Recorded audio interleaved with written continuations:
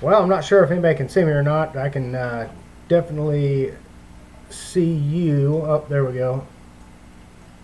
I can see myself now. Okay, so welcome to Probable Cause Christianity. Another 15 minutes with God tonight. We're going to be going over Smyrna, which is another one of the churches, and we're just going to kind of keep rolling through the churches as much as possible, giving you the pertinent information and everything that you might need to know about it. Like always, if there's something, if you have questions or if you have something else that you might want to know, you can always get with me and ask, and send me an email to send a message to Probable Cause Christianity on Facebook, or you can send me messages on here and I'll get the messages and answer you back. So moving on, we are going to get started. So tonight we'll be going over, like I said, getting started on Smyrna. So this is another one of the churches that were in the seven churches that John the Apostle wrote the letters to, according to Jesus and what Jesus told him to write. So we're going to get into a little bit of the background and stuff like that on here, and basically we're going to... Man, something ain't right. What is going on? I don't know. Looks like I might be off just a little bit for some reason. Let me see if I can fix something. 1 second. It really cuts into my time. Okay, maybe that'll help just a little bit. Alright, so Smyrna. Here we go. The name Smyrna, it comes from the Greek word Smyrnos, and it's from the Hebrew root that is translated myrrh, and myrrh actually means death.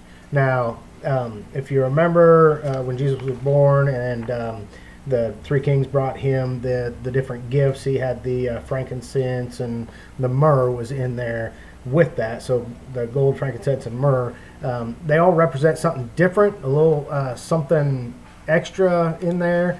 And so why is this doing this? Got to fix this. Hang on. It's really cutting into my time, isn't it? All right. Let me try that. All right. So anyway, that's what it is. So let me talk a little bit about myrrh and what it actually is. Myrrh is a bitter gum and a costly perfume, basically is what it was. And it exudes from a certain tree or shrub in the Arabian and Ethiopian territories. It was obtained by incision made into the bark, and they can also use it as an antiseptic, and it was for embalming and certain things like that. There's just a lot of things that they could use it for, and like I said, it was a costly perfume that they used to make, and it was like the primary ingredient in there. In fact, Solomon made a song about it. If you ever want to look that up, it's prominent in the Song of Solomon. It was also an ingredient in holy anointing oil for priests and the purification of women. It was used, like I said, for embalming, and was a gift of the Magi at Christ's birth. So it was pretty important. I guess you'd call it a spice back then. So looking into it, gold, it meant, so you had gold, frankincense, and myrrh. Like I was saying, gold meant royalty, frankincense was deity or priesthood, and myrrh equaled suffering and death. So it was kind of a prelude to what Jesus was on earth for and what he was coming for, in that sense. So in Jesus' second coming, gold and frankincense are offered, but there's no myrrh in the second coming. So Isaiah 60 verse 6 says that since his death is now behind him, it wouldn't be offered.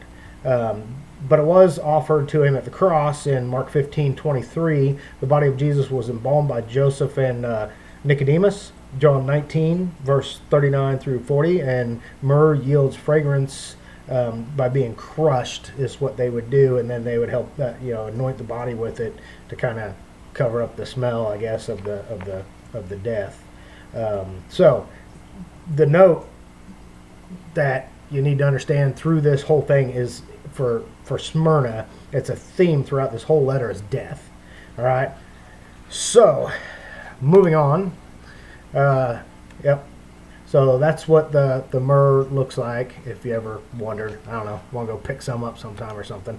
All right. So in today's Smyrna, it's called Izmir, and it is the third largest city in Turkey. The population at this time is 300,000 people. I think in New Testament times it was around 100,000 people maybe, so it was still pretty big back then. Its big exports were tobacco, grapes, figs, cotton, olives, and olive oil.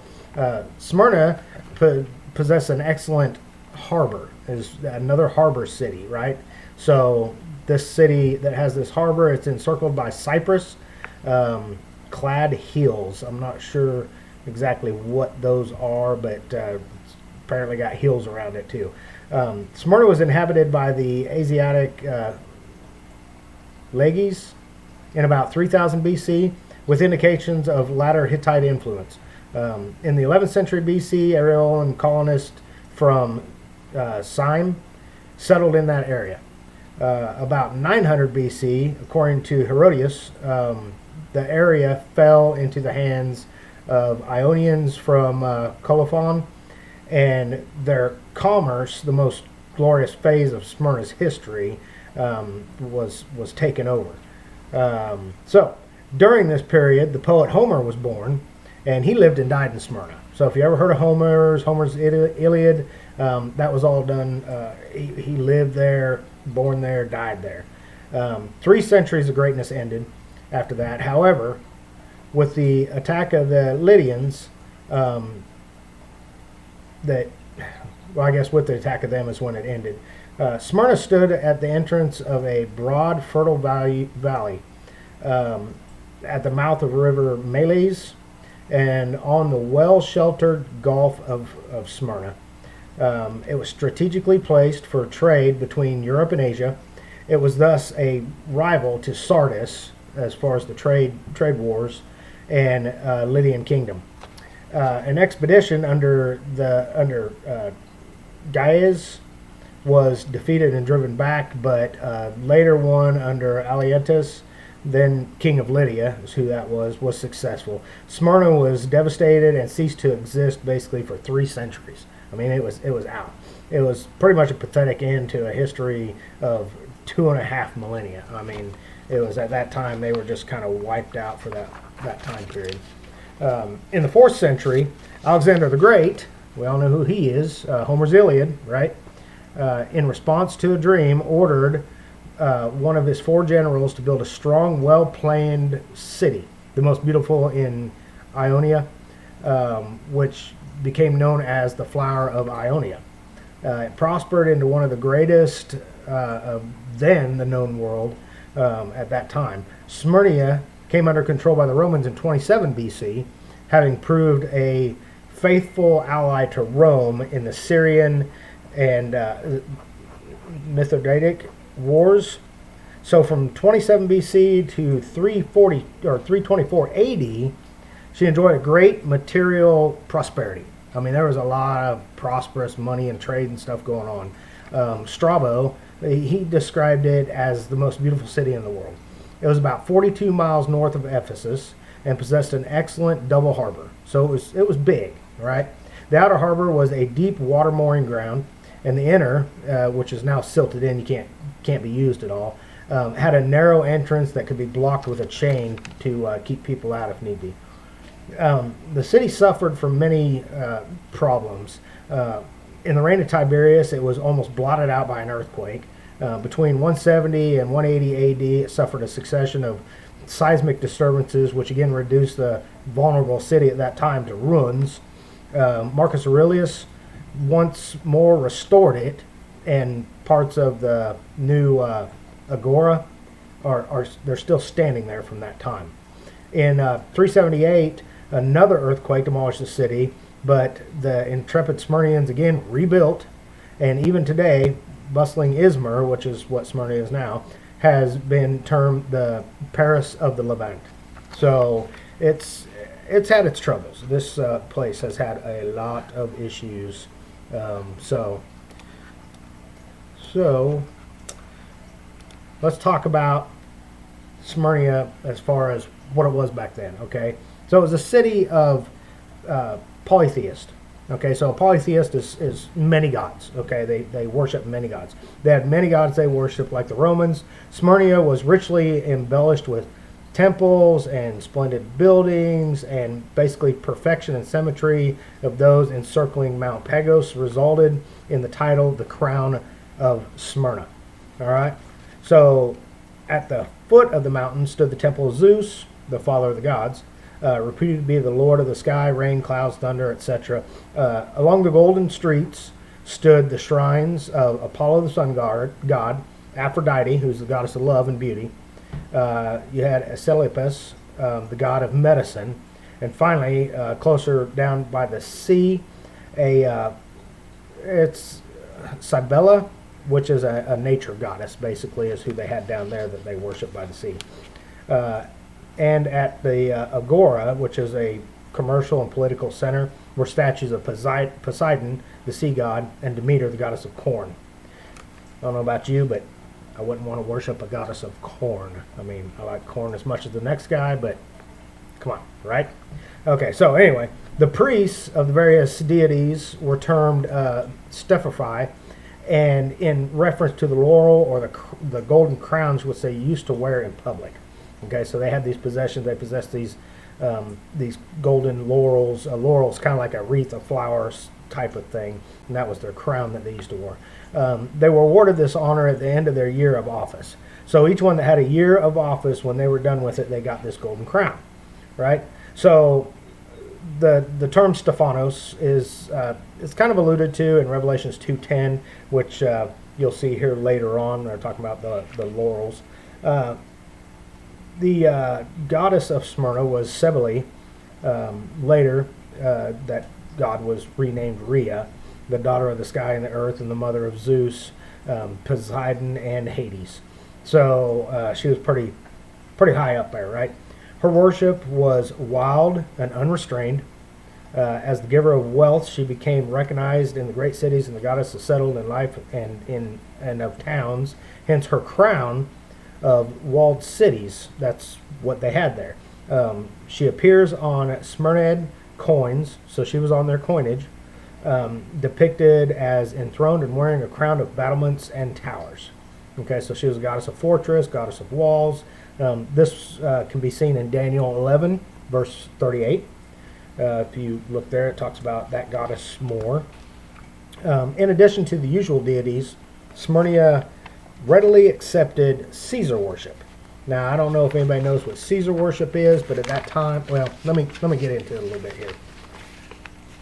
In 196 BC, the Smyrnians erected a temple to Dea Roma, the goddess of Rome, and they subsequently built one to Tiberius. So Tiberius was a Caesar, but back then, Caesars somehow became known as gods. They were gods themselves if they were Caesars, so people would worship them as gods, and this caused a lot of problems for the Christians. The worship of the emperor of the compulsory is what the Tiberius would be. Each year, a Roman citizen had to burn a pinch of incense on an altar to acknowledge publicly that Caesar was the supreme lord. So they had to bow down to this man, right, and treat him as a god if they wanted to survive around there. In return, he received a formal certificate that he had done so. So once they'd come in and they would burn the incense and they would acknowledge Caesar as the Lord, the people that were overwatchers at that time in that area when they were doing this would give them a little certificate so they have proof of their political loyalty, right? It doesn't make much sense. Anyway, originally the action was intended simply as proof of your political loyalty, but since the individual was permitted to worship whatever god or goddess he chose, once he had offered to Caesar. So he could, as long as he offered to Caesar, then he could worship whoever he wanted at that time. So this was a means of unifying and integrating the many and varied elements in the vast empire of Rome. However, the act of worship presented a vital test for Christians. Like I said, caused them all kinds of problems. And many who refused were killed. They were, staked down. They were given to wild beasts in the arena. I mean, you've seen old movies and stuff like that where they're fed to the lions and so forth. They're basically killed if they wouldn't do it. So in 169 A.D., I believe it was 169 A.D., maybe a little earlier than that, but the bishop of Smyrna, Polycarp, he refused to recant. Okay, so basically he didn't want to praise Caesar over God, our God, the God. So he can't recant. And actually, some of the historians wrote down that he had said, 86 years I have served him, and he never did me wrong. How can I speak evil of my king who has saved me? And so at that time, the Jews and the Romans, they took him and they basically staked him down and set him on fire on the Sabbath day. It was an object of Jewish hatred as well as from the Roman persecutor. So, a little something here.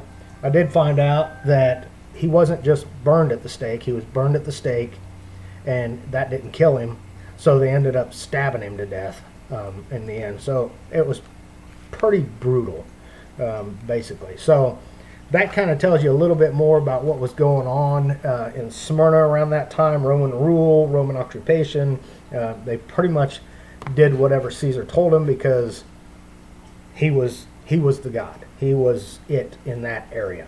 Now, like I said, the problem is we as Christians know that we can't worship anybody or anything other than our God.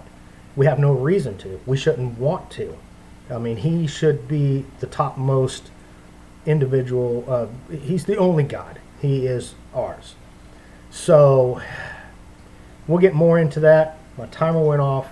I will get back to you on that, and we will go through a little bit more of that when I come back at 8 o'clock. So I will see you guys hopefully here in just a little bit.